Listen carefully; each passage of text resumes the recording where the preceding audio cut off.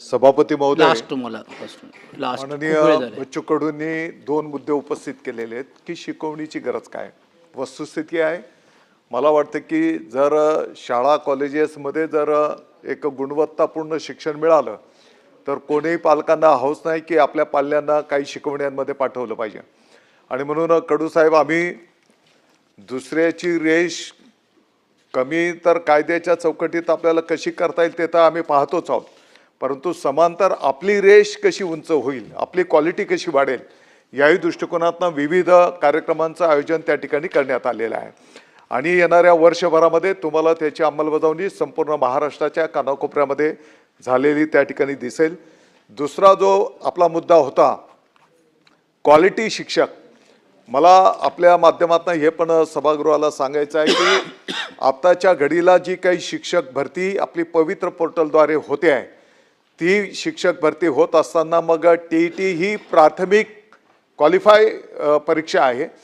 TET pass झाल्याच्या नंतर TET ही परीक्षा त्या उमेदवारांना द्यावी लागते आणि टेटच्या मेरिटप्रमाणे पवित्र पोर्टलमधनं त्या ठिकाणी नियुक्ती केली जाते. जिथपर्यंत स्थानिक स्वराज्य संस्थांच्या सरकारी ज्या काही शाळा आहेत त्याच्यात एका जागेच्यासाठी एकच उमेदवार म्हणजे थेट त्या ठिकाणी त्याच्या मेरिटप्रमाणे, त्याच्या अपेक्षेप्रमाणे त्याने पोर्टलवर जिथं नोंदणी केलेली असते, मागणी केलेली असते, त्याप्रमाणे त्याची थेट नियुक्ती त्या ठिकाणी केली जाते. जिथपर्यंत खाजगी अनुदानित संस्था आहेत तर या संस्थेच्यासाठी पण यापूर्वी एका जागेच्यासाठी सभापती महोदय 10 उमेदवार त्या ठिकाणी दिले जायचे.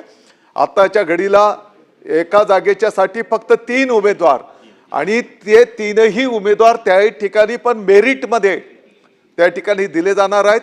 त्यांच्या मेरिटला आता 90 गुण त्या ठिकाणी असणार आहेत आणि तोंडी मुलाखतला फक्त आता 10 गुण, की जेणेकरून येणारा जो काही शिक्षक आहे हा मेरिटमधलाच त्या ठिकाणी असेल आणि त्या मेरिटमधल्या उमेदवाराचं जे काही मेरिट आहे हे संस्था चालकाला कळणार नाही.